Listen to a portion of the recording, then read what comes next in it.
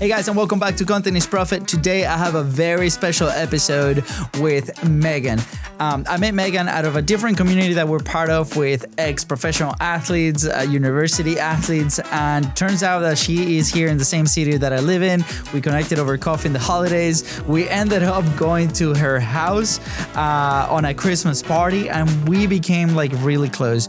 And the reason I'm inviting her today is because her story of entrepreneurship, determination, and success is one of the things that I really wanted to like extract information to share here on the show. So we finally got her here. She's the non-tech founder of a tech company that's been growing super fast. In fact, they've been dealing with customers all over Canada, United States. She's in the staffing industry, and the way that she got there is amazing and is unheard of. And the fact that she was a D1 basketball player, how she got there too. She played while pregnant. This is incredible. So I wanted to really dig into her head and ask these questions of things that I really wanted the answer to, that sometimes as entrepreneurs we feel out there, that we don't feel like we fit in with the rest of the people. And the conversation has some twists and turns, and everything is very actionable for you to make decisions today on how you're going to tackle the road on not only entrepreneurship, but content and your family. So stay there to the very end, because we have some awesome, funny, and amazing stories of not only our kids, but things that, millennials and Gen Alpha and like these new generations are going through today that we can apply to get better, not only as entrepreneurs, but also as people. So with that said, enjoy the episode, and let me know if you want more interviews like this ones. Let me know if you want us to bring guests back, if you want solo episodes. I would love to hear your comments right below on Spotify, on Apple, or right here on YouTube if you are watching. So without further ado, welcome Megan to the show. Megan here is an MVP, and we met in one of those communities that, we're part of. We met in person, what was it, December? Yeah, like right before Christmas. A couple months ago. Yeah. And Megan here has an incredible story of an entrepreneur. And we have this concept, Megan, on the show that we call table face. And in Spanish, the translation is cara tabla. And I guess the definition that we've come across, like, it has several, but the one that we like is unhinged, going for like what you want and for your dreams type stuff. Like, so how you use it, or how we were using it growing up, was like, you'll see like a cute girl out there, and you go and you table face, say something to her, be like, you look amazing. Kind of like you go out and ask her for a dance type stuff. All right. So we've kind of rebranded it for the show and our entrepreneurs. And I feel like your story is the essence of that, how you went out and you saw an opportunity and you're like, I'm going to go do it. And, obviously what you achieve is amazing. So thank you for being here on the show. We'll explore some of that. Excited to be here. Yeah. So, we're both athletes. Yep. Ish. I'm semi-retired. Used to be athletes. Yes, but you did play Division I basketball. Did. Yeah, so you want to share a little bit of how that was for you? Yeah, so originally from East Tennessee, Sevier County area, and coming out of high school, didn't have a whole lot of offers, so went JUCO. And my JUCO was good, ended up transferring to a different JUCO, which we were third in the country. Wow. And I think we had 5 first-team All-Americans on the team. Like we were quite good. Yeah. And then the University of North Florida saw me at the national tournament for the JUCO. Yeah. And I got a call, and she said, we're from the University of North Florida. I said, where's that at? They said Jacksonville. I said, where's that at? Yeah. And they said, we're on the, obviously north. And I said, do you have a beach? And they said, yes. Yeah. I said, how far is the beach? They said 10 minutes. I said, send the paperwork. That's all I care about. That's funny. And so moved down here to Jacksonville, maybe that was probably March. And so moved down here in June that year. Cool. Soon as school was out, graduated, got my AA and then transferred down here. And fell in love with Jacksonville pretty quickly. Yeah. Again, it has a beach, so what's not to love? Exactly. And being from Tennessee, I love the mountains and I love being from East Tennessee, but since I was like 9 years old, I was telling my parents I was going to move to Florida. And so North Florida came calling, and I said, that's all I need to know. Yeah, that's awesome. Very similar to my story. I was obviously being, recruited from Venezuela, but I remember we sent probably 300 emails to every single coach in the U.S. And we had no idea what D1, D2, D3 were. We're like, it's a very different structure back in South America or Europe. Yeah. But I remember when we got two answers: West Texas A&M and North Florida. And the guy that was helping us set everything up, he's like, guys, you got a D1 offer in Florida, full ride. Like, you say yes. And I'm like, but where am I going? I had no idea. Like, it doesn't matter. You say yes to that. And so we did. And I remember using Wikipedia and be like, what is Jacksonville? And I just remember landing and be like, green.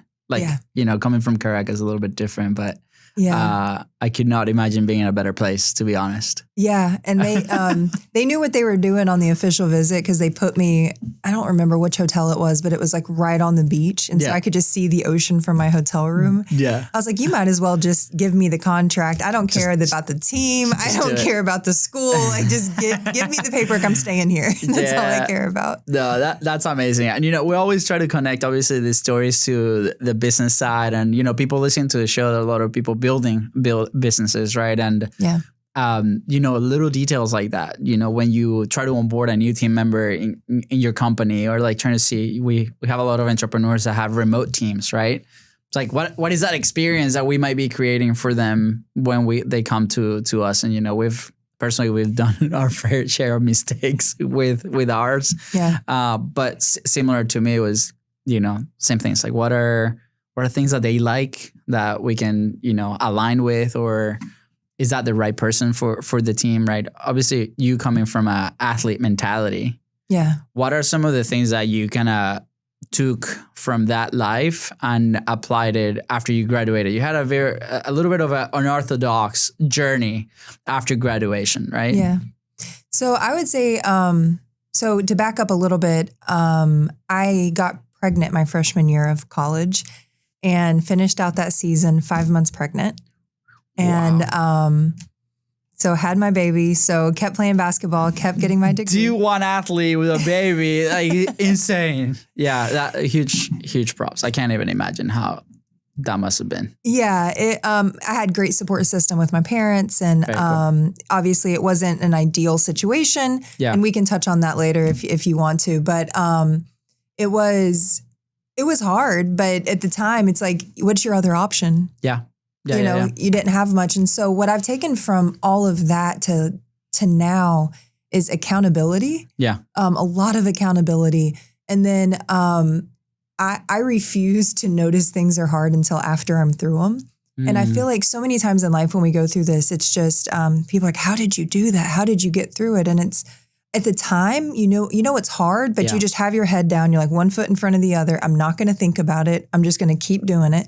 And then when you look back, you're like, oh, wow, that was really hard. Yeah. It's almost this like not getting distracted piece, where you just focus, do what you're supposed to do. Again, just one foot in front of the other. I'm not going to stop walking. Yeah. Because once you do, it's over. Yeah. Do you think that that's like a Megan character thing, or is that something that was built early in your, young athlete, days? I go back and sometimes reflect on personally where we are right now. Like, coming from Venezuela, we were never we were in a very, middle class type family, but we never really had opportunities we went to a school where most people had a plan to where like, hey, you're going to go to the US or you're going to go to Europe. And I felt like at home we had massive support, the same. But we had to work really, really hard to get to a point. Like our parents, I think they did a really good job at nothing is for granted, right? Like nothing's guaranteed. Like we're going to have to put in the work. I remember going to Italy to play for 2 weeks in a tournament. And the only way that we could pay for the ticket was recycling paper. And I remember for 5 months just going to my mom's work and collecting all the paper and old notebooks. She worked in a university and just knocking on doors, and I remember my mom's back cart just filled up to the very top, and I remember trading that in, for money. And I still have to ask my parents if like the actual money that we collected from that was the actual money used for the tickets, or did they, like, I don't know, but in my head was like, we have to put in so much work and the reward was so much higher because we're like, we get to go, we worked real hard for this. So like, do you identify situations like that growing up? Or tenacity, definitely. My parents, my mom had played college volleyball and then became an NCAA referee, and she actually still plays in the Senior Olympics in her 60s. And so amazing. She's a badass. So amazing. She really is. And my sister is 1.5 years younger than me, and we were both competitive, and our family saying is everything's a competition. And so, you know, she was a 4.0. At that time, you couldn't go above a 4.0 at our high school. So she was a 4.0 GPA. She was valedictorian. Wow. I had a 3.98. And so everything was a competition. Everything was a competition. And there was just this level of give it everything you got. Yeah. And not accepting anything less than that. And we both picked up on that at a very young age. And it really didn't matter what it was, whether it was learning a new sport, in school, making friends, like whatever it was, we were going to do it with everything we had in us. And it paid off, obviously, in life. She's a pharmacist and she got her doctorate degree paid for with volleyball. Amazing. And, you know, I'm debt-free, played college basketball, all of it. But there is that level, you know, everyone wants to talk about grit, and that there is something there, but it's also this it's refusing to give up. Yeah. Because I always think of that, is it like that picture where it's like everything you want is right on the other side of that obstacle and everyone gives up, you know, like right before. 2 hits. Yeah. It's like almost there. Yeah. And, you know, everything that I've ever gotten in my life that's been good and worth it, it's right after the hardest thing I've done. And right when you want to give up, and sometimes you yell, I give up, like I give up, I can't do this anymore. Yeah. And then you keep going anyway. Yeah. And everything is right on the other side of that. I love this because how do you feel it? Is it like a feeling inside? Because, you know, sometimes we follow advice or we see stuff either online or maybe with mentors, and everything is so scientific, like in business, right? It's like, well, if the numbers are not the right numbers, if like you're not hitting the right percentage, if you're not selling the right product to these people, right? Then you have to stop that and then pivot, right? And it's this like constant message of trying to find. And I think personally, for us, that has been a really crazy struggle, because you're like, okay, when you're starting out, you're looking up to these people that maybe made it, right? And they're like, well, this is the way. And then there's other people that also made it, and it's like, this is the way. And then there's a third person, and it's like, and then you're like, well, where am I, right? Like, where do I fit here, and what's the right product, and what are the decisions that I gotta make? And personally, I found that when I follow my gut, even though it might not be, you know, they tell you gotta pivot, you gotta change your product, you gotta sell this thing, you gotta do that, right? Yeah. It ends up being pushing through that barrier, and there's multiple of them, right? And something good is on the other side.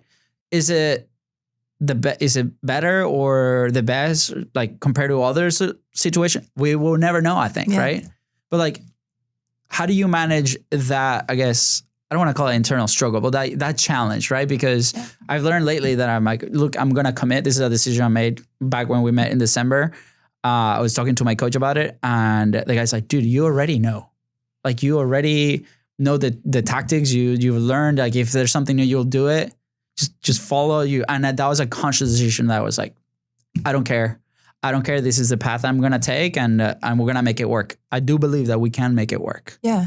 What do you feel like? How do you navigate that challenge? Like, do you ever feel that way, or was it always like, I know this is my path, and like, screw everybody else, right? Well, I mean, I think you have to have some level of that to be successful, right? I don't care about other opinions. I'm going to do it. It feels right. But personally, I'm a Christian. And so relying on my gut, I am all vibes and feelings. And like, if it doesn't feel right, I'm not going to do it. But, and you know, the Holy Spirit has never led me wrong. So I'll put that out there. Very cool. But yes, I felt that so much getting started, because everyone has advice, and everyone's like, oh, you have to do it this way or you're never going to be successful. And then if you're listening, there's all these one-offs that are just as successful, if not more successful, than the people giving the advice. And it's like, well, why can't I be a one-off? Like, why are you telling me I have to do it your way? I don't want to do it your way. It's not going to work your way.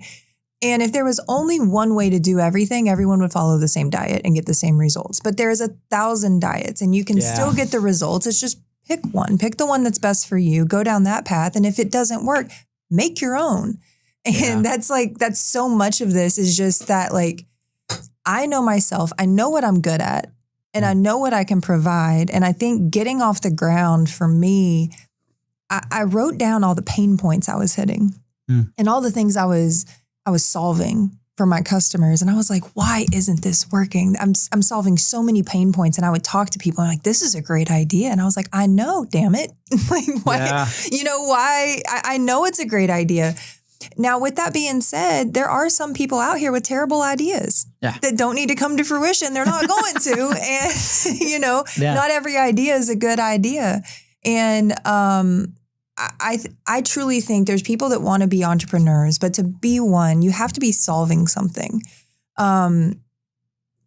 Yes, there's that level of there's so many types of bread in the bread aisle and you can just throw something out there that's already been done. Yes, there is that and that exists. But at the same time, you have to be in something to realize the pain points.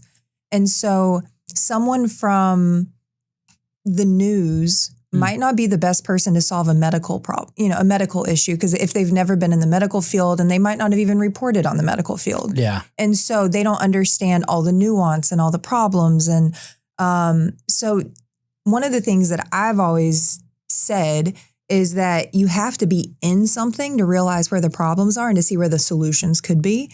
And so I started a staffing agency at the age of 24. Before that, I had helped my dad get his off the ground and I had worked for my cousin. He had 5. Yeah. And I had to be in that to see where all the issues are and where I thought I could fix it. Yeah. It's real easy sitting from your armchair thinking you can fix the government or fix Medicare or fix, whatever you want to fix. But until you're in it and you understand all the pieces, you're just another person with an idea. Yeah.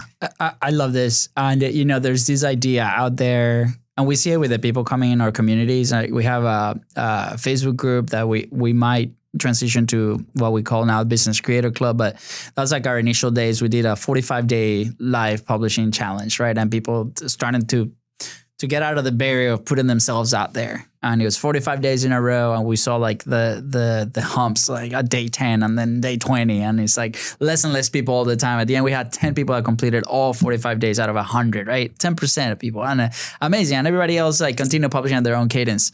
But we saw a lot of what you're mentioning of like the problems because they come like, I need to say this because I need to sell my product. I need to do this and trying to fit in like their own market.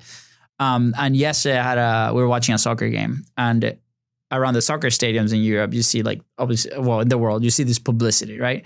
And we're watching my favorite team, Barcelona, and they're building a new stadium. And how they have it set up is like from the camera, you see stack publicity. It's almost like wider. So people can see more on the TV, more advertising real estate, right? Mm-hmm. And like, wow, that's interesting. But halfway mark, you see little heads. So you're like, how are they building this? They're building it like one sheet in the front. Then they have a space for the security guards and people. And then they have another one. But the camera angle it shows a full thing. Now, I was reading that those advertising slots, they're not the same. The people that watch them here in the States, they're different from the people that are watching them in the stadium. And they're different than other countries. So they sell media packages per region.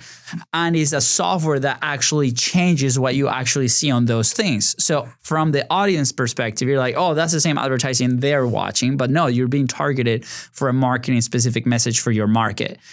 And I was like mind blown by this information. And there's like me and Fonzie were talking about like, what is the level of problems that we're solving versus that level of problem that they're solving for this club that needs to like bring in millions and millions of dollars in advertising, where it's like, okay, how do we multiply this opportunity, right? It's like, how do you think that different, right?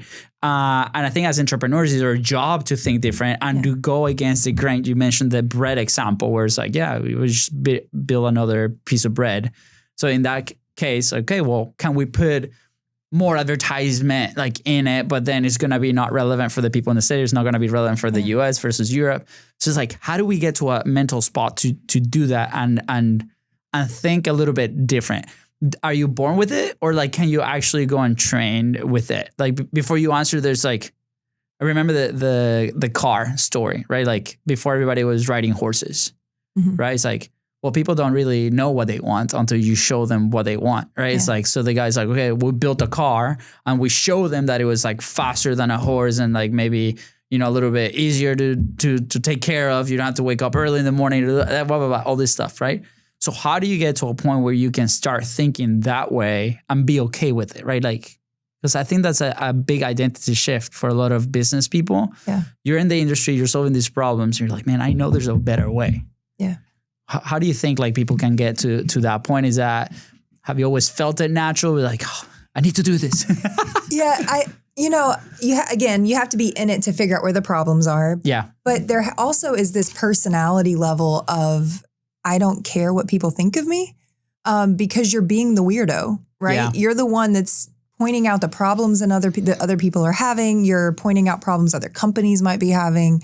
And not everyone's going to like you. Not everyone is going to agree with you. Not everyone thinks that it's a great idea. Yeah. But honestly, you can't care about that. And so like my personality was, I never cared. And so I was always weird. I was always the oddball. So, it didn't matter to me to continue being the oddball, but that's a hard thing to train, especially, when you're talking like in your industry, social media, you have to be liked. And that's kind of how it works, maybe, or at least talked about. Yeah. And so, it goes against where we are as a society with where it's all about collaboration and, how can we all like each other? And like, you're not going to always be liked, and you have to be okay with that. And you have to stand on what you're solving and where you're going. And the other piece of this, it's so interesting. My CMO said the other day that he knew like another startup he had worked for years and years ago. And in some cases, you have a lot of startups where everyone's a visionary and everyone has big ideas and there's no, people drilling down. Yeah. And on my team, we did a leadership assessment, and I'm the visionary and no one else on my team was, which is awesome. Yeah. I mean, that's an awesome way to be, I get to think big and think outside the box and be a problem solver. And everyone else on my team, is the ones that are like, okay, let's bring this down to a real level. How are we actually going to accomplish this? Yeah. And, it's a great way to piece a team together because you got to have a little bit of everything. Yeah. But I think thinking out of the box is a skill. And problem solving is a skill. Yeah. And one of my benefits, and I thoroughly believe this, is because I never truly worked corporate. I didn't have bad habits. I had to break.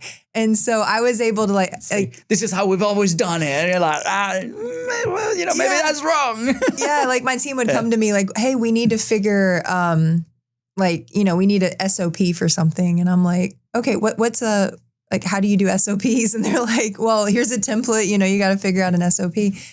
And so some of that has been a learning curve. Yes, because I wasn't, aware of some of the stuff. But on the flip side, I've been able to be so creative with the way we do things because I didn't have it ingrained in my head that you have to do it this way. Yeah. And so I'm able to problem solve things that probably people for years have just done one way. And I'm like, I don't want to do it that way. Yeah. I personally resonate a lot with that. And, in our world where people are producing content and things that, you go to YouTube, there's like endless videos of like, this is how you grow and this is how you film and but not until like you're like in the mix doing the thing. And now I'm speaking to like those like maybe solopreneurs and people that are doing it themselves because maybe they don't have a financial backing or maybe, they're working their 9 to 5 and this is their 5 to 9 and they're doing it. Like a lot of people want to give it out to other people immediately instead of like get in the mix. That's why I like so much the publishing challenge, the 45 Live that we did, because we were struggling for 3 years and we lost 3 years of putting our message out there. When we were a marketing agency, technically, like we were helping local businesses put their stuff out there, and somebody came to us and they were like, I do not trust you because I don't see, like you say you can do these things and I've seen the results, but you don't do the thing for yourself. Like why? Like it was just shady. And we're like, man, and our answer was like, we just don't have the time, or like we haven't built the systems to do it. We just haven't done it, right? And it's like all sounded like excuses. And that was like a reality check for us. And it was like, that was our moment to where like, let's get in the mix and do the thing, right? And then, you know, we've had people before tell us like, well, you don't really have to do the thing if you're doing the results. Yeah, but you know, at the end of the day, I really want to relate and I'm gonna go through that, right? Like right now, today, I feel very confident. It's like, how do you create, Luis? Man, anything and anywhere. Like, what's a podcast? I don't know. The other day, I recorded a 20-minute episode out of my car, right? Like I just put a camera on a little clamp and I talked. Like, what's a podcast? Giving useful information to people, for example, right? Yeah. So, but yeah, we do have a studio. We've done big setups. We can create from our phone. We can create from our glasses. Like you tell me, like, is there an excuse to create? No, there's no friction points. But we go off of frameworks, right? Like what is the base framework, and then you can layer tactics and you can layer things on top of it. And I feel like online and the advice that we see often is a bunch of tactics. Yeah. But if you throw those tactics, there's no base. What's going to happen? They're just going to go through and then nothing's going to really stick. What are some like frameworks, I guess we can call them frameworks, or like things that, you know, for you are like non-negotiables, or the frameworks that you probably built for yourself to do the things and execute at the high level that you do? Okay, so I always say the shopping cart is the litmus test. Return the shopping cart. Okay. So, you know, because it doesn't hurt you at all if you don't return your shopping cart. Yeah. So you can just drive off and it might hit someone else's car, but it's never going to hit yours. There's no fine. You don't get arrested. There's nothing bad that happens to you because you don't return your shopping cart, but it is the right thing to do. Yeah. And so I want my company to be the company that returns the shopping cart. I love that. And I want to do it in every aspect. I don't want there to be a question of ethics. I don't want there to be a question of accountability. Something that I'm owning right now is ownership. And that means own your shit. Like whether it's your shopping cart, whether it's a choice that you've made, stand on it. And if it's the wrong decision, fix it, own it, and we can move on from it. But that is a huge non-negotiable for me, is this level of accountability. And I think something else for me, and this might be more esoteric than you want, but you never know. But it's a level of ethics, and I don't want anyone to question my motives at any point. What am I trying to do? Make this industry better. That's it. It's really, really simple. I want it to be better for the entire ecosystem. I want it to be better for everybody involved. And can I make money doing it? Yes. Can you make money if I'm making money? Yes. Like I want everyone to win. Yeah. And to do it in a way that doesn't leave people saying like, what's her end game? Like, what's her real goal? What is she trying to accomplish? Like, it's not that mysterious. I'm just trying to be better. Yeah. And I'm trying to do it in a way, in an industry that historically over the last 5 years has been really shady, really, really shady. And I'm here waving my flag saying, we can do this. We can do it well, but we can also do it in a legal, ethical, compliant way that doesn't screw over the people making the least amount of money in this equation. Yeah. And so when we talk like internally about policies and how we're moving forward and the decisions that we make, one thing that is a non-negotiable for my team is, how does this affect everyone in the equation? Not just me, not just our company, but if we're really going to make this better, we have to think long-term, larger picture, and all the hands that touch it. And does it benefit them? Because the industry I'm in is staffing, and we're talking blue collar. So this is people making anywhere from minimum wage up to usually like, you get some people making $50, $60 an hour on the skilled level. Yeah. But you're not talking about people that have historically made a ton of money. And so the decisions I make affect their money. Yeah. And I can pay my bills, but anything I do could affect their ability to pay their bills. And so if I'm not thinking about making their world better, why am I here? Yeah. I'm no better than a private equity firm that's just here to buy up everything and screw it up in the process so they can short sell on, Yeah. and that's not what I'm trying to do. I'm trying to create something that lasts and something that outlasts me. Yeah. If that makes sense. That's very powerful. And I think like this is probably one of the biggest belief shifts that we encounter with the people joining the community or even coming here to the studio to record. There's some people that are like business oriented first and then content. And there's people that are like content first and then business, right? And like, this is how I'm going to connect the dots with what you just said. People are always like super scared to like sell something online or like promote something like, should I promote this sponsor or should I promote my product? Like, oh, I'm invading the trust. And I'm like, one of the questions that I love asking is like, well, do you think you're making your customer's life better? Yeah. And often they'll be like, yes. So why are we not talking about this? Like if you are making their life better, it is at the service for you to not say the things that you need to say and be like, dude, consume my thing. Like it's gonna solve your problem, right? Yeah. Like it's almost like having your kids, right? And be like, that it's like you have your, sweets and then you have healthy food that tastes delicious. I'm like, well, I'm not gonna I'm gonna just let them pick, right? Of course they're gonna go pick the freaking candy, but is that the best thing for them? No, I'm gonna push the nice, delicious, healthy food down their throats and be like, eat the thing, right? I'm gonna remove the other thing, right? Yeah. To not be an option. That's how we need to treat our business if we truly believe that we're actually making the product better, the industry better, and the things. And I think there's a level of like distrust, not from the customer to the business or the business to the customer, from like the business owner and their own business. Yeah. And I think it's different levels of like, I don't really know if my product is the best. I don't really know if like my product is actually solving this. We see a lot of people when they're starting to build, and that's okay. And I think like how you get on top of it is facing it forward. Be like, guys, like we are doing our best. Yeah.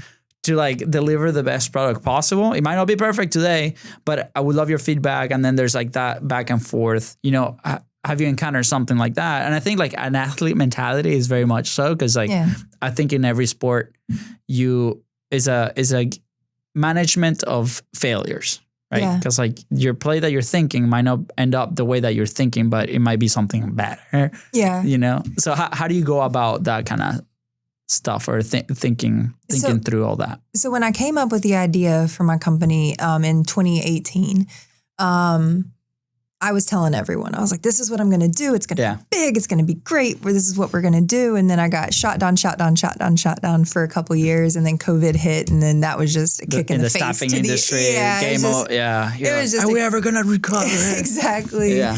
And so, I basically got kicked a few times. And then as we started growing, it became this like, I want to hold this and I want to hold it close to me. And I'm just going to hide it for a little bit because right now I have a flame and I need it to be bigger. And the world doesn't need to know about it right now while I focus and just internally cover this thing to make sure it's protected. Yeah, exactly.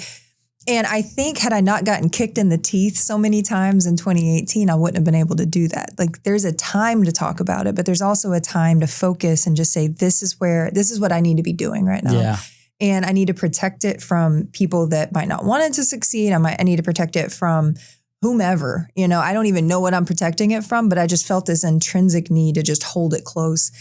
And then now as we've grown and grown and grown, okay, now we can talk about it publicly. Now I'm owning it again. But I also don't feel like all the lessons I learned from getting kicked in the teeth for years, this isn't for everyone. And that's okay. I don't have to be everything for everybody. I'm not a solve all, but for specific things, I'm the best option. Yeah. And for those things, I have no issue talking about, yes, I can do this. It's not a problem. Like I had a customer, 2 weeks ago called me. It was a new customer.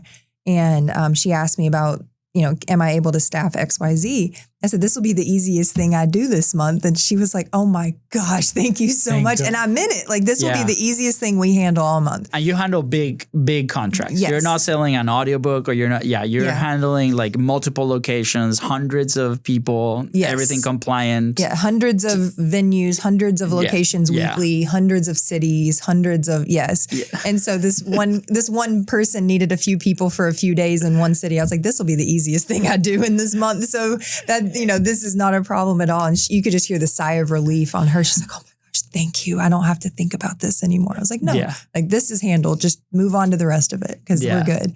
And that's a great feeling. But at the same time, I talk to some people and they don't staff their event. They have a third party that does whatever. And then some events, they might just want armed security. Well, I don't do armed security really. And, I can, but that's not really my niche. And so owning where I'm good at, knowing like these are the things I can owning it and saying, yes, I'm going to do it. And then when people ask me about it, I have no issue saying yes or no, because there's certain things I'm just not going to be able to do. And I'm totally fine with that too. Again, I'm not going to be everything for everyone. I ain't everyone's cup of tea or glass of champagne or anything else. One of my wife's favorite quotes that she says to me, my favorite quotes is no is a full sentence. Yeah.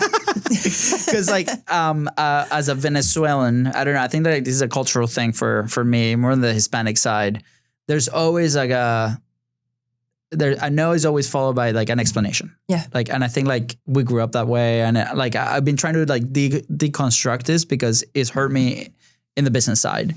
Where it's like, oh no, I'm not gonna do that because I have to go do this, or like in the family environment, right? Like, oh no, I can't go to the birthday party because we have excuse, whatever, right? Yeah. And it's like just being comfortable with saying no is such a valuable skill. Yeah. At any level, I think, but especially at the beginning when people are building something or publishing, like, oh, should we do a podcast? Like in our context of the show, right? Like, should we build a podcast and a YouTube channel and blah, blah. And I'm like, well, we got to say no to certain things because we have a certain capacity, right? And business, same thing, right? Like, do you remember a moment when you, was this always you, or do you remember a moment where you're like, from this moment on, I'm okay. I'm at peace with no. Yeah. Like I said, after COVID kind of hit, event industry, staffing industry just got demolished during COVID. And prior to that, I had this idea that we could do any kind of staffing. Like we could do medical, we could do legal, because at the end of the day, it all works about the same. There's the framework is the same, just different skill sets. Yeah, there's different certifications and whatever, but it's not that different. I was like, I can build something that can do all of it. And then it got bigger and bigger and bigger in my mind, and all the things we could do and how we were building it out. And I was just spending money without customers paying me money, and, just got out of hand. And then I ended up with this behemoth that worked, but it didn't do anything for any one person. Yeah. And so we threw that away, and we're like, we need to focus. Like, where are we going to hit? Where's the target area that we are going to be great in that? And then we can expand from there. Yeah. So again, I'm not going to be everything for everyone. And that moment was my first, no, I'm not going to do legal staffing. I'm not going to do medical staffing. I'm not I'm limiting myself and saying, I'm not going to do that. Now, if people call me and they're like, hey, do you know anyone that does this? I'll gladly, I have connections, across staffing in the US and Canada. I'm like, I'll help you out. I'm not going to make any money on it, but I'll connect you. Not a problem. Yeah. But just knowing what you're good at and then owning that lane and not swerving out of it. Do you ever feel the need of okay, so it came after you tried all these things, right? Almost like I got fed up of it, of that. And then we got to rethink the way that we do things, right? Yeah. Do you feel like that step of trying all the things is necessary? Because I see my wife is very type A. She's also a pharmacist, right? And she's like, this is my plan and this is what I'm going to do. And I'm okay with that plan. And I'm like, but what about these other options? You're like, it could be better, right? Yeah. And in my specific case, I see it with everything in my life. Let's say recently I got into gaming with my kid, right? Mm-hmm. And I'm like, well, I like gaming on a couch, on a TV, but Luca likes gaming on his handheld, right? I was like, let me try the handheld and see like how it feels. And let me try this other thing and see how it feels. Let me game in my office versus the living room. Like all these options. Right? That's like a very basic thing. But in the business, right? It's like I'm living. I think we're at a better place than we were like before. Like we've grown quite a bit. We're very, very happy. But we're at a place where it's like with the things that we do, because we've done it all, we feel like we can do it like and provide a good service. But we're not. There's a community aspect. There's a podcast studio aspect. There's a high-end fractional content team aspect. Yeah. They're all running, but now we're at a space where like, where are we really gonna go in and deep dive focus? We have an opportunity that we might be opening a second studio location. What does that mean, right? Interesting. Another brick and mortar. I told when I was working at the gyms, I was like, never in my life I'm going to work at a brick and mortar again. Now we're thinking about like, that might be a possibility, right? Yeah. And we're like, how do we play that one? Now we discovered that we do very incredible work for a very specific type of entrepreneur and CEO and like company, right? Yeah. And we found our niche into that. We're like, wow, like that might be another opportunity. Yeah. So do you feel like you need to try like a bunch of stuff and then you're like, okay, now we tried it, scrap it out. This is the path. Or you're like, this is my path. This is my belief. Like, I don't care. Like, I think that's a tricky thing for a lot of people out there. And people lose a lot of time trying to decide that. Yeah, I think I wish I knew now what I know now back then, because it would have saved me a ton of time, a ton of money. But on my journey particularly, I needed to try it because I never would have been satisfied otherwise. I'm an experiential learner. I have to try, and then if it fails, and we'll switch. I didn't like this. Yeah, exactly. I don't like this feeling. I'm changing. changing. Yeah. But I wish that I had been more focused in specific areas back then, but I was just looking for my first big contract. So I was like, oh, we could do anything, anywhere. Like, yes, we can be everything for everyone and do all the things. And if I had focused it more, we would have had more success early. But at the same time, COVID still would have came right then and demolished whatever little success we would have had. So I don't know. I think it all works out, and I think it's all valuable learning lessons. For me, I refuse to go through something and not learn. And I do not make the same mistake twice. Like, so you're not insane. I am not insane. Okay. Yes, I'm not insane. I might be crazy, but I ain't insane. I refuse to make the same mistake twice. There's too many new and inventive mistakes to make. I don't want to make the same one every time. So I want to learn from everything. I love this. This drives Katie crazy because I get super obsessed with certain things, and I'm like, in my head, I'm like, oh, I could do X, but there's like these 5 ways to do X. And then I'll go into like this rabbit hole of trying all the things. Mm-hmm. And, in her mind is, this is the new thing. But then I'm like, I'm passive because like, I thought I was going to like it. I didn't like it. Right. Yeah. And it's like, so I'm trying to connect the dots also and like learn a lot about myself to be like, okay, that might be a superpower, because you could be like, okay, you know what? This week we're trying a bunch of new things. And then what's the learning there? Boom. And then we double down and triple down in that thing. Mm-hmm. And I think that's a necessary framework for content creators and people that want to create content, because there's an aspect that a lot of people don't figure out. They don't see at first, but it's like, okay, I want to do a podcast or I want to do a YouTube channel, but why do we want to do it? Oh, because so-and-so told me that is great traffic source, or it's like, he's going to give me all the leads. I'm like, okay, are you going to be the face of that? And they're like, yes. Okay. Are you comfortable on camera? No, I've never recorded in my life. Okay, well, there's a few things that we got to try before we get to this point. The method of creation. So personally, what I'll probably recommend people in this specific case is go try a few things. Get yourself a little camera and go try it out. But grab the lessons from there of like how you active frameworks and apply it to your business as well, right? Like, oh, they told me I need to launch a $7 book, free shipping book to teach the thing of my authority thing, right? And then sell the speech or whatever. Well, if you've never done it, try it out for like a week and see how it does. Like, build a landing page, do the thing, pre-sell the book. You don't have to write it or do the thing, run some ads to it. What happened, right? Yeah. And then you can learn from that. I love that lesson. I think it's like it falls somewhere in between depending on how people are going to be doing the thing. Yeah. And we're going to be hearing so many polarizing messages out there that are like, that is the one way to do it. I'm like, no, everything works, man. Like, yeah, there's a reason all these people are successful. Yeah. And it's because there's so many ways to get there. I mean, there's a few things you have to have along the way, but Yeah. I mean, really, like how many people, I know I've met a bunch that are like, oh, I used to do, like there's a gentleman, I believe he's in Jacksonville, and he's the guy who invented the patent for the gutters crimped into the bottom piece where it folds. Okay. And so he invented the crimp. That's how he made a ton of money, is inventing the crimp. For the gutters. And it's a brilliant idea and everyone uses it, but it's not something sexy or crazy. And that's why I think he was in that industry and he was like, this could be fixed if I just do this. Yeah. So I'm going to do this. And there's so many great ideas out there and there's so many things that you could do to make things better. But I think everyone wants the fame, or not everyone, but most people want the fame part of it and they want to see the success. But to me, overnight successes aren't real.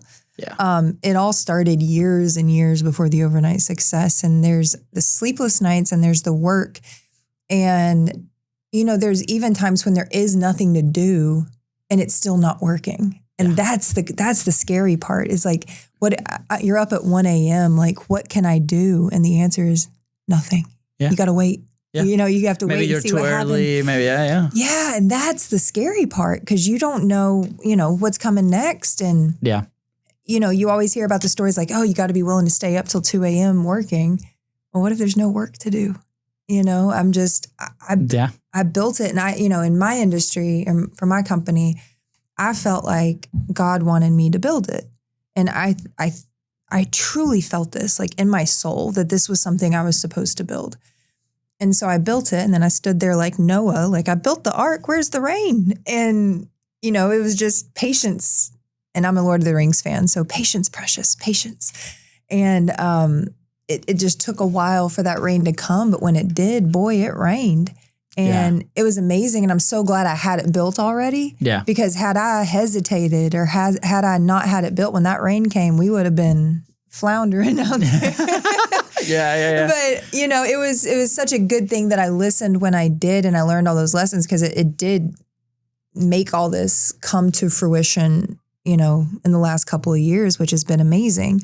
But to the people that have an idea, you just got to, you got to do it. You got to try it. And there's going to be a ton of iterations, and there's no, to me, like there's handbooks and there's books that can help you along, but there's so much trial and error, especially if you're doing something new, that the answer is do it. Yeah. Find the people that can see the vision, that can help you do it. Like, I was a non-tech founder of a tech company. I'd never built software before. The only coding I had done was my MySpace page, changing the HTML. Yeah. And so, I didn't know code. I still, to this day, I can do a little bit, but I'm not I'm not just a full stack developer. And so finding the people that knew what they were doing and could explain it to me. So you could understand it and make decisions. Yeah. Because you get in this world, and just like anything else, I got in the tech world and they're talking about sprints. I'm like, what's a sprint? And then they break it down and they're like, oh, C++. Okay, what's C++? I need you to break that down to me. And I guess not being embarrassed to not know what you don't know. Yeah. And I've always been that way. I'm always a question asker. I was in the front of the class, like, I don't understand, make it make sense. And if they couldn't make it make sense, I knew they didn't know what they were talking about either. And so, not being afraid to lean into being ignorant. And now, if you teach me and I still don't get it, or if I forget, that's on me. Yeah. Right. But taking the time to learn and truly learn from people that know what they're talking about, because not everyone does. Yeah. I love it. I love how, because as you were explaining this, I'm in my head going like, because we're going through this with like staffing for the teams and the production, obviously, because we've done it, we kind of know. But I'm similar to you. It's like, an editor comes on or a funnel builder comes on and they're like, we're doing X, Y, Z, blah, blah, blah, VFX. I didn't know that. I'm like, okay.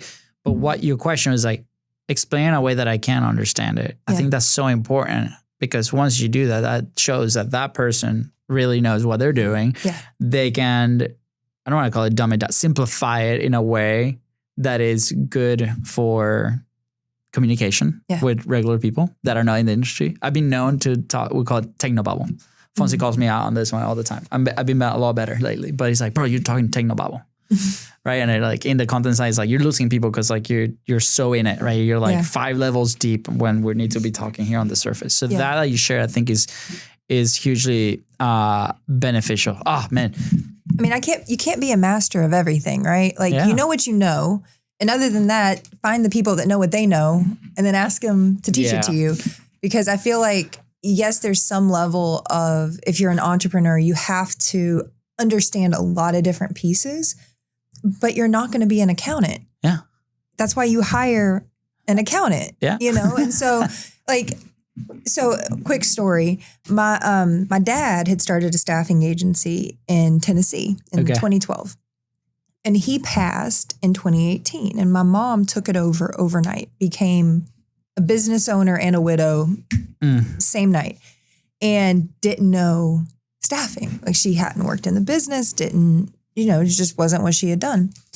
And she called me a few times. And one of the things she kept saying is, I feel so stupid. Like, how do I not know all this stuff? And I was like, what, the accounting? You need the accountant to know accounting. You're not supposed to know everything about accounting. And a lot of it was like ASA related, like I'm sorry, not ASA, the Affordable Care, ACA, Affordable Care Act related, and like all the different terms. And there's all these acronyms for, health insurance and all this stuff. And she was like, God, I can't figure it out. Like there's so many pieces. And I said, well, sit on the phone and have them explain it to you. And if they can't explain it to you, ask them to speak to someone else that can then explain it to you. And you sit there and you do that until you understand it. And you don't get off that phone until that time. And if they refuse to transfer you, hang up, call back, find someone else. And you just keep doing this process until you get it, because you're not the idiot. If they can't explain it, they don't know. And so that's your job as a business owner, is to figure it out. And I don't have to be an expert in every single thing. Yes, I need to understand accounting. I need to understand budgets. I need to understand, all these pieces, but I didn't go to school for accounting. So I also have to trust other people's knowledge base for a lot of that. Yeah. And same thing with, content creation, and same thing with, marketing in general. Same thing. Like, I'm not an expert at everything. I know what I know, and I keep growing from there. But I also have to trust other people to own their lanes. And that's goes back to what I was saying earlier about ownership. Like, if I own my shit, and you're the marketing guy and you own your shit, and the sales guy owns his shit, and everyone here just owns everything that they're supposed to do, we're moving in the right direction and we're doing it in a great way. Yeah. But the problem is when I start stepping into their lanes and owning their shit for them, and I'm not giving them space to be leaders and to own what they're supposed to be doing. Yeah. Like that's when all this stuff starts crumbling. Yeah. That's, I think, why I love sports analogies so much. Because I encourage everybody, if you haven't played a sport, go play a sport. Go to your rec league and do all the time. But in soccer, you're a forward, right? You're not going to tell the goalkeeper how to kick the ball, right? Like you're not going to tell the goalkeeper how to position themselves, when an attacker is coming, right? You might give him some feedback and perspective from your side, but you're not going to go tell him exactly what to do, because that's not your lane, right? And the head coach has position coaches. Absolutely. Yeah. You come from a family of football play, American football, right? Yeah. And I think that's the pinnacle of the sport that has specific roles, right? There's one guy that kicks, right? There's one guy that throws the ball. There's one guy that blocks. To me, that's incredible, right? And you have everything broken down to that. So I always go back to what would Luis, soccer guy, especially now. And that's a skill that translates to everything, with life and everything, the grandparents' job, the dad job, the mom job, right? Right now my 6-year-old, we're in situations where he needs to be tough, right? And I'm like, well, am I going to be the cuddly dad, or I'm going to be the guy that, yesterday we were playing soccer in the street, or we're throwing footballs, or then they wanted to play soccer, all the things, right? Asphalt, right? And when you fall on asphalt, goodbye knees, and goodbye elbows. Yeah. And they have this massive Nerf gun, ball that is sticky and big, And Luca went to do a move like that is not common for that, and he got stuck and he fell on his elbow, hit the ground, and I'm like, okay, here we go. And immediately, right, like, oh my God, like started crying. I'm like, I want to go inside. I want to see mommy. All these things, right? And I'm like, perfectly okay to think about it. But what we did there, I was like, that's a decision. I was like, am I this role or am I this role? Yeah. And you know what I decided to do, and you know, people online can tell me whatever, but what I decided to do was like, look, we're not going inside until we stop crying, right? Like it happens. Take a deep breath.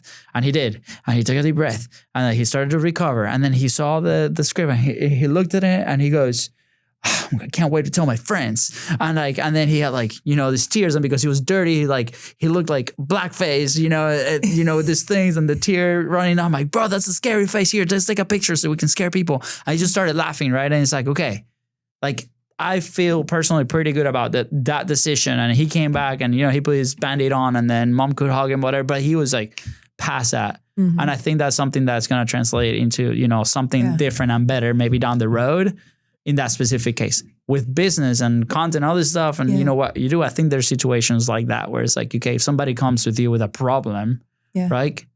Are you going to own that? Like you mentioned, right?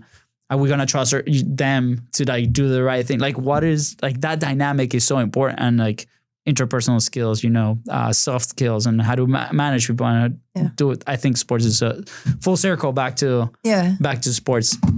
With my youngest is 17. He's in high school and football player, as you mentioned. That's pretty much all we have in our house. One thing that's been interesting is he's in an AP pre-calc right now, and it's hard. Yeah. AP pre-calc. I don't know what anyone expected. It's going to be a hard class. Yeah. And he was like, I want to transfer out of the class. And I said, no. And he said, but my GPA. I was like, well, you're going to play college football. You have a 4.05. Like your GPA can handle a hit. You'll be fine. It's fine. Yeah, it's fine. But more than that, the point is that if it's hard, figure it out. Sit in the hard. Like the answer isn't to transfer out. And we had an issue with one of the teachers at the school last semester. And the school was like, you know, we're apologetic. Sorry, this happened. Do you want him to transfer to a different class? No, I want him and the teacher to figure it out, because my son's going to have coaches, bosses, coworkers that he doesn't like and that don't like him, and that's fine. Yeah. But he's going to have to figure out how to deal with it. The answer isn't to leave. The answer isn't to just transfer out of the class. Like there are some excuses. Like some things could happen that, you know, you would need to transfer. But in this instance, I was like, no, let him and her be uncomfortable until they figure out how to work together again, because the teacher's going to have students she doesn't like. My son's going to have teachers he doesn't like, professors, coaches, teammates, bosses, whatever it is. He's going to have people he don't like. He has to sit in hard and figure out how to come out of it better.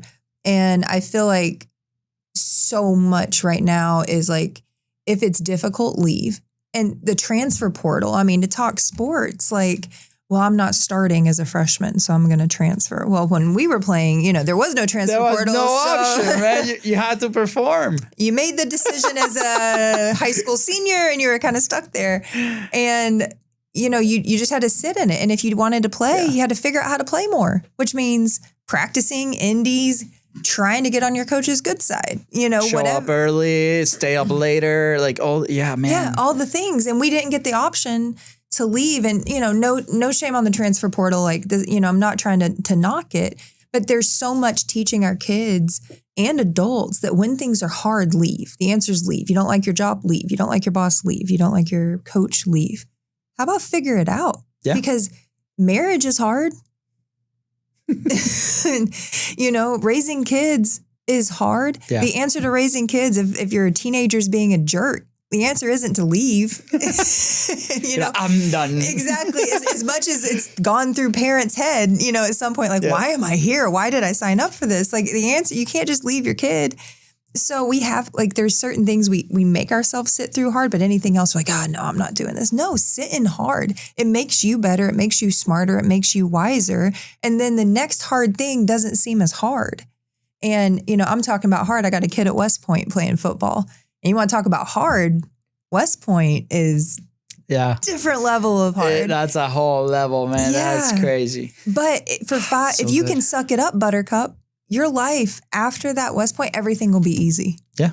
Like it's never going to be as hard as that again. It's so good. Like I need to call you for more advice on this side. That it's because man, I love it, and I think like I grew up also with maybe a different frame of mind too, because like one of my coaches told me, hey, you have a really high pain tolerance, and that not just like physical pain, but like emotional pain. Yeah, like it has to be. I mean, we talked about this in the coffee shop. Like I've mentioned it on the show a couple of times. I was kidnapped. Like what's worse than that, right? Like at gunpoint. Yeah, like my frame of reference is like skewed, right? Like our dad used to put his belt behind like our seats if we didn't eat. Like he would put it there. He'd be like, mental warfare, right? It's like, got 10 minutes. She's like eating the whole thing. It works. It worked, right? Like, and like you mentioned today, I think we live in this like fantasy world, especially for like the people creating content like us, right? Like there's like a stuff put out there that is not reality. Yeah.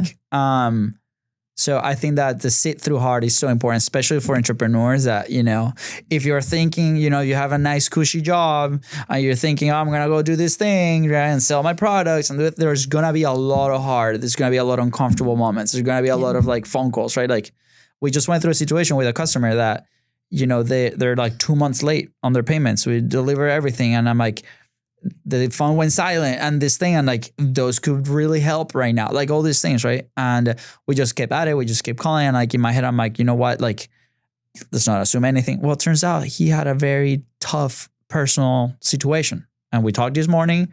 It was awkward a little bit, you know, but at the end of the day, we understood each other, and there's a new agreement, and then we're moving forward. That's it, man. Right?